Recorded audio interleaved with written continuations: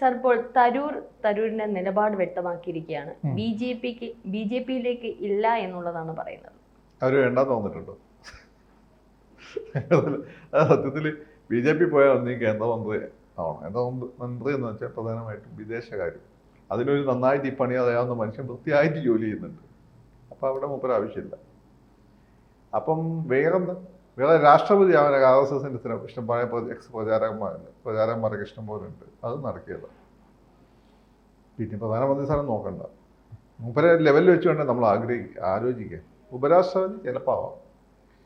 അത് അല്ലെങ്കിൽ UN secretary general എന്നുള്ള പോസ്റ്റ് അവിടെ കിടക്കുന്നുണ്ട്. അത് ചിലപ്പോൾ ഇന്ത്യനെ ഒന്ന് സോപ്പിടാൻ വേണ്ടി അമേരിക്ക ഇന്ത്യക്ക് തരുവാണെങ്കിൽ നമുക്ക് വെക്കാൻ പറ്റിയ ഏറ്റവും നല്ല ആൾ ശശി തരൂരാണ്. അപ്പം അങ്ങനെയൊക്കെ ആകുമ്പോൾ ഏതെങ്കിലും രാഷ്ട്രീയ പാർട്ടിയായിട്ട് ബന്ധം ഉണ്ടാവുന്നതും ഇപ്പം നിലവിൽ നിൽക്കുന്ന രാഷ്ട്രീയ പാർട്ടിയെ ഡിച്ച് ചെയ്തു എന്നുള്ള ഫീൽ ഉണ്ടാകുമ്പോൾ ഇമേജിന് അത് നെഗറ്റീവായിട്ട് മാറി.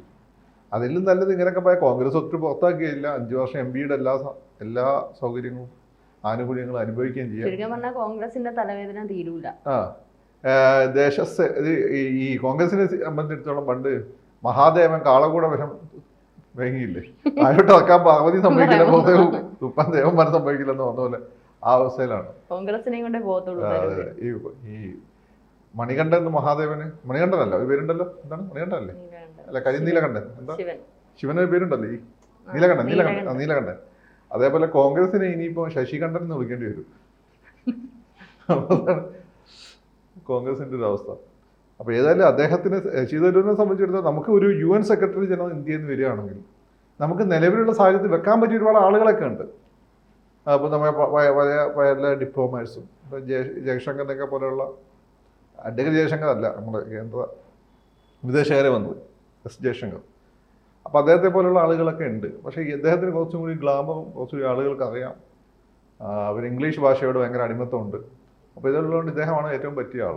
അപ്പോൾ ആ ഒരു പൊസിഷനിലേക്ക് വരുമ്പോൾ ആരുടെയും വെറുപ്പ് സമ്പാദിക്കാതിരിക്കുകയും പൊതുവെ എല്ലാവർക്കും സ്വീകാര്യനായിരിക്കുകയും ചെയ്യും. അല്ലാതെ ഒരു സഹമന്ത്രി സ്ഥാനമൊന്നും ശശി തരൂരിനൊന്നുമല്ല. അതൊക്കെ അദ്ദേഹത്തെ സംബന്ധിച്ചിടത്തോളം വളരെ എന്താ പറയുക, പീനട്സ് ആണ്. അതൊന്നും അദ്ദേഹത്തിന് ആവശ്യമില്ല.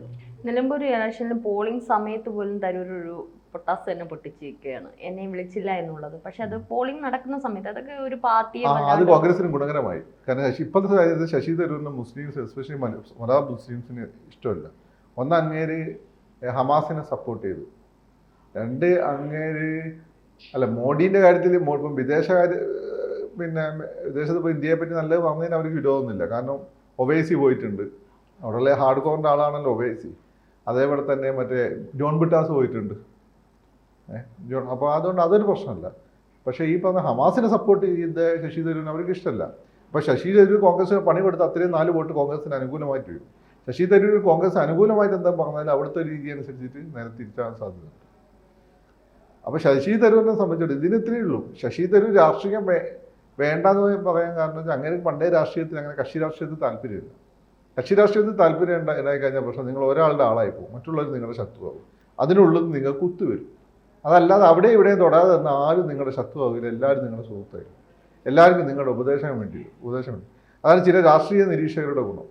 ഞാൻ ആ കൂട്ടത്തിലല്ലേ, എനിക്ക് അങ്ങനെ വലിയ സുഹൃത്തുക്കളുമില്ല, ശത്രുക്കളുണ്ട്. അതായത് ഒരു കാര്യമില്ലാണ്ട് ശത്രുക്കളുണ്ടോ. പിന്നെ ഞാൻ ഈ നിലമ്പൂർ ഇലക്ഷന് ആര് ജയിക്കുമെന്ന് പറഞ്ഞിട്ടില്ല. രഞ്ജിൻ എന്നോട് കുത്തി ചോദിച്ചിട്ടുണ്ട്, ഞാൻ പറഞ്ഞില്ല. ഇനി കോൺഗ്രസ് കുറേ നാളുകൾ ഇവനാണ് മറ്റവൻ ജയിക്കുന്നു, സൂരജ് ജയിക്കുമെന്ന് പറഞ്ഞ ഇവനാണ്, അല്ല സ്വരാജ്, ഇവർക്ക് ഇവിടുന്ന് വരുന്നുള്ള അങ്ങനെ അല്ലാതെ എനിക്കങ്ങനെ സുഹൃത്തുക്കളും ഇല്ല. അപ്പം വേറെ ചില ആളുകളെ സംബന്ധിച്ചിടത്തോളം അവർക്ക് ഈ പറയുന്നതിനതിൽ ഈ പ്രധാനപ്പെട്ട ആളുകൾ, പല ആളുകളുടെ ഉപദേശകരാകാൻ പറ്റും. ആര് വന്നാലും അവരുടെ ആളായിരിക്കും. അങ്ങനെയുണ്ട്. എല്ലാവരെയും നമ്മൾ ചില ആളുകളെ കാര്യമാവും. അപ്പം അതുപോലെ ഒരാളാണ് ഈ ശശി തരൂർ. അദ്ദേഹത്തിന് ഏതെങ്കിലും രാഷ്ട്രീയ പാർട്ടിയുടെ ഭാഗമായി നിൽക്കേണ്ട ഒരാളുമല്ല, അദ്ദേഹത്തിന് താല്പര്യമില്ല. പിന്നെ അന്ന് പിന്നെ ഇവിടുന്ന് ജയിക്കണമെങ്കിൽ ഏതെങ്കിലും കൈപ്പറ്റിയോ താമര എന്തെങ്കിലും വേണ്ടേ, അതുകൊണ്ട് അദ്ദേഹം കോൺഗ്രസ് ചേർന്നു. കോൺഗ്രസ്സിൽ തരൂരിനുണ്ടാകുന്ന ഒരു സ്ഥാനമുണ്ട്, അത് കോൺഗ്രസ് കൊടുത്തത് തന്നെ. ഒരുപക്ഷെ മറ്റ് വളർന്നു വരുന്ന ഒരു പ്രതിനിധിയെക്കാളും അല്ലെങ്കിൽ ഒരു നേതാവിനേക്കാളും അധികം ഒരു സ്ഥാനം കൊടുത്തിട്ട് കൂടി തരൂർ ഇത്തരത്തിൽ വിമർശിക്കുന്നത് ശരിയാണ് ഒരു നേതാവ് എന്നുള്ളത്? പാർട്ടി നേതാവ് ഒന്നാമത്തെ കാര്യം ആ പറഞ്ഞത് ശരിയാണ്. അതാണ് അതിൻ്റെ ഒരു കാര്യം. ഞാൻ ശശി തരൂരിനെ വിമർശിക്കാൻ കാരണം അതാണ്. ശശി തരൂർ കോൺഗ്രസിനുള്ളിൽ നിന്ന് അതിൻ്റെ ആനുകൂല്യങ്ങളെല്ലാം പറ്റിയിട്ട് അതിൻ്റെ പരമോന്നത സമിതിയായ വർക്കിംഗ് കമ്മിറ്റിയിൽ മെമ്പറായിരുന്നിട്ട് ഇങ്ങനെ വിമർശിക്കുന്നത് ശരിയല്ല. ഒന്ന്. രണ്ടാമത്തെ കാര്യം, ശശി തരൂരിന് കോൺഗ്രസ് ഇതിനൊക്കെ അപ്പുറത്തുള്ളൊരു വ്യക്തിത്വമാണ്. ശശി തരൂർ കോൺഗ്രസ് നിന്നതാണ് ശശി തരൂരിന് പറ്റിയ അബദ്ധം. അന്ന് നിന്നതെന്ന് വെച്ചാൽ അന്ന് നിന്ന് കഴിഞ്ഞാൽ ചിലപ്പോൾ വിദേശകാര്യമന്ത്രിയാവാം, പിന്നെ നെഹ്റു കുടുംബം നേരെ പ്രധാനമന്ത്രി സ്ഥാനത്തേക്ക് വരുന്നില്ല. അങ്ങനെയാണ് ശശി തരൂരിന് പ്രധാനമന്ത്രിയാവാം. എങ്ങനെയുള്ള ഉദ്ദേശങ്ങൾ വെച്ചായിരിക്കും അദ്ദേഹം നിന്നത്. പക്ഷെ അദ്ദേഹം മനസ്സിലാത്ത ഇന്ത്യൻ പൊളിറ്റിക്സ് വേണ്ട വിധത്തിൽ മനസ്സിലാക്കിയില്ല. അമേരിക്കൻ പൊളിറ്റിക്സ് കണ്ടാണ് ഇങ്ങോട്ട് ഇറങ്ങിയത്. അമേരിക്കയിൽ എല്ലാ തരത്തിലുള്ള പ്രധാനമന്ത്രിമാർ, പ്രസിഡന്റുമാരും അവർക്കൊക്കെ ബിസിനസ് ഉണ്ട്, ബിസിനസ് ചെയ്യുന്ന ആളുകളാണ്. ഇവിടെ ബിസിനസ് ഉണ്ടെങ്കിൽ ആ പുറത്ത് പോകാൻ പാടില്ല. ഇങ്ങനെ വന്ന് IPL തുടങ്ങി. പിന്നെ അവിടെയുള്ള ഇപ്പം ട്രംപിനറിയാം, അയാളെ മോളെ പോയുള്ള ആളാണ് അയാളെ ഇപ്പോഴത്തെ ഭാര്യ, എന്താ പറയുക പേര്, മെലീന. അതൊന്നും ഇവിടെ എന്ന് വെച്ചാൽ നെഗറ്റീവായിട്ട് മാറും. ഇവിടെ ഒക്കെ ഉണ്ടെങ്കിൽ രഹസ്യം കൊണ്ടിറങ്ങും. അത് ശശി തരൂരിന് അറിയില്ലായിരുന്നു.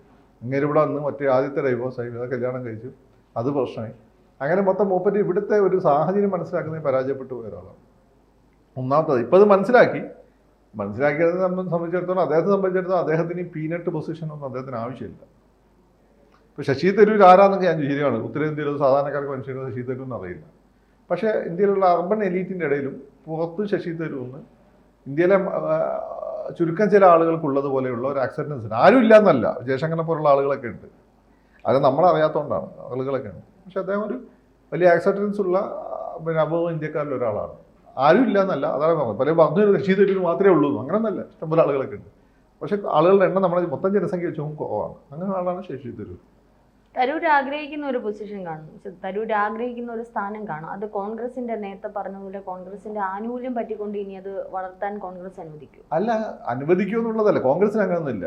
ഇപ്പം രഞ്ജിനി പോയി സോണിയാഗാന്ധിന്റെ അമ്മയ്ക്ക് വിളിച്ചാൽ നാളെ ചിലപ്പോൾ രഞ്ജിനി ഒരു മണ്ഡലത്തിൽ ജയിക്കും, സമുദായത്തിന്റെ വോട്ടൊക്കെ കിട്ടും, രഞ്ജിനി സ്ഥാനാർത്ഥിക്കാക്കും, രഞ്ജിനി ആയിരിക്കും പറ്റുന്നത്, ഉള്ളിൽ കൂടെ പണിയൊക്കെ തരും, രഞ്ജിനി ആയിരിക്കും എടുത്തത്, ചിരിച്ചോണ്ടിരിക്കും. കോൺഗ്രസ് അങ്ങനെയൊക്കെയുള്ളൊരു പാർട്ടിയാണ്. പക്ഷേ അയാൾക്ക് വിദേശകാര്യ മന്ത്രിസ്ഥാനം കൊടുക്കണം, ക്യാബിനറ്റ്. അത് കൊടുക്കാൻ കോൺഗ്രസ് അധികാരത്തിൽ വരണ്ടേ? ഒന്ന്. രണ്ടാമത്തെ കാര്യം എന്ന് വെച്ചാൽ, അല്ലെങ്കിൽ അങ്ങനെ ഉപരാഷ്ട്രപതിയാക്കണം, രാഷ്ട്രപതിയാക്കണം, പ്രധാനമന്ത്രിയാക്കണം. ഇതൊക്കെ കോൺഗ്രസ് അധികാരത്തിൽ വരണ്ടേ? അതാണ് ഒരു കാര്യം. ഇപ്പോഴുള്ള സാഹചര്യത്തിൽ ഇനി ബുദ്ധിമുട്ടായിരിക്കും. രണ്ടാമത്തെ കാര്യം എന്താണ്, അങ്ങനെ UN സെക്രട്ടറി ജനറൽ ആവണം. അതാരും ഭരിച്ചാലും തുടങ്ങും. പേരും പ്രശസ്തിയും വലിയ കാറും സൗകര്യങ്ങളും ഉണ്ട്, എവിടെ പോയാലും സീറ്റുണ്ട്, ഏത് രാഷ്ട്ര നേതാവിനെയും നേരിട്ട് കാണാം, വിളിച്ചു വരുത്താം, ഒക്കെ ചെയ്യാം. അങ്ങനെയുള്ള കാര്യങ്ങളൊക്കെ ഉണ്ട്. അപ്പോൾ അത് പിന്നെ നല്ല അംഗീകാരം കിട്ടും. എന്നാൽ കാര്യമായിട്ട് പണിയൊന്നുമില്ല, UN കാര്യമായിട്ട് പണിയൊന്നുമില്ലല്ലോ. പിന്നെ മൂപ്പർക്ക് അവിടെ നല്ല പരിചയമുണ്ട്. മൂപ്പര് പറ്റി UN സെക്രട്ടറി ജനറൽ, ആദ്യ ഇന്ത്യൻ UN സെക്രട്ടറി ജനറൽ. അപ്പോൾ ഈ ഇങ്ങനെയുള്ള ഇന്ത്യ പോലെ രാജ്യങ്ങളെ സമാധാനിപ്പിക്കാൻ വേണ്ടി എടുത്ത് സായിപ്പ് ചെയ്യുന്ന കാര്യങ്ങളാണ്. പണ്ട് യൂത്താങ് എന്ന് പറഞ്ഞുകൊണ്ടുള്ള ബർമ്മക്കാരനായിട്ടുണ്ട്, ഇപ്പം കൊളംബിയക്കാരനാണ്, ഗുട്ടറസ്, അങ്ങനെ പല ആളുകളായിട്ടുണ്ട്.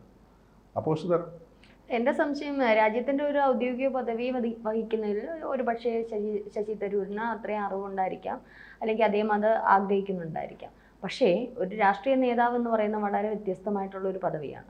അപ്പോൾ അവിടെ നിന്നുകൊണ്ട് ആ പാർട്ടിയെ കുത്തിക്കൊണ്ട് മറ്റൊരു തലത്തിലേക്ക് പോകുന്നത് ശരിയല്ല. അദ്ദേഹത്തിന് ഔദ്യോഗിക പദവി വഹിക്കണമെങ്കിൽ ആ രീതിയിൽ അങ്ങ് പോയാൽ പോരെ. എന്തിനാണ് കോൺഗ്രസ് പാർട്ടിയിൽ നിന്നുകൊണ്ട് തന്നെ ഇത്തരത്തിലുള്ള ഭിന്ന അഭിപ്രായങ്ങൾ? ഞങ്ങളെ സമുദായത്തിൽപ്പെട്ട ചില ആളുകൾക്ക് ഒരു പ്രശ്നമുണ്ട്. ഈ സമുദായത്തിന്റെ പേര് ഉപയോഗിച്ച് ഇവനെ എത്തിച്ചിട്ട് കഴിക്കുക, അല്ലെങ്കിൽ എക്സ് മുസ്ലിം പേര് മാറ്റിയല്ല, പേര് അങ്ങനെ തന്നെ നിന്നുകൊണ്ട് നമ്മളെ സമുദായത്തെ കുറ്റം പറയും. അപ്പോൾ മറ്റുള്ളവരെ കയ്യടി കിട്ടും. ഈ കയ്യടിക്കുന്ന RSSകാർക്കും ഈ പിന്നെ ക്രിസംഗി എന്ന് പറയുന്ന ആളുകൾക്ക് അറിഞ്ഞുകൂടാ അവരുടെ സമുദായത്തിലുള്ള അങ്ങനെയുള്ള ആളുകൾ അവരെങ്ങനെ കൈകാര്യം ചെയ്യുന്നത്, മനസ്സിലായില്ലേ? അതുപോലുള്ള സംവിധാനം. അപ്പോൾ വെറും ശശി തരൂരായിരുന്നു കോൺഗ്രസ് കുറ്റം വന്നു കാര്യമില്ല.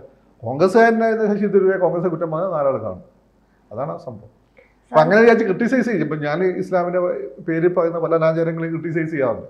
പക്ഷെ അത് ഖുർആനെയോ ഹദീസിനെയോ അല്ല, മനസ്സിലായി? അതിൻ്റെ തെറ്റായ ഭാഷ്യങ്ങളെയാണ് നമ്മൾ ക്രിട്ടിസൈസ് ചെയ്യുന്നത്. അതിന് പ്രശ്നമല്ല, അതിന് ഈ പേര് തന്നെ വെച്ചിട്ട് അത് ഞാൻ എ പ്രാക്ടീസിങ് മുസ്ലിം, ഇത് മുസ്ലിമും അല്ല എക്സ് മുസ്ലിം, എന്നാലും പേര് നമ്മളെ പേര് തന്നെ. സാറിന് ചില പ്രഡിക്ഷൻസ് ഒക്കെ ചിലപ്പം ശരിയാവാറുണ്ട്. ഇപ്പൊ തരൂരിന്റെ ഭാവി എന്തെന്ന് ഞാൻ ചോദിച്ചാൽ എന്തായിരിക്കും? തരൂര് ഐക്യരാഷ്ട്ര സെക്രട്ടറി ആണല്ലോ. സന്തോഷമല്ല? ഉറപ്പല്ല, എനിക്ക് തോന്നുന്നു ആ രീതിയിലാണ് പോക്ക്. സന്തോഷമല്ല. കൂടുതൽ വാർത്തകളും വിശേഷങ്ങളും നിങ്ങളിലേക്ക് എത്താൻ ABC മലയാളം സബ്സ്ക്രൈബ് ചെയ്യുക, ബെൽ ബട്ടണും അമർത്തുക.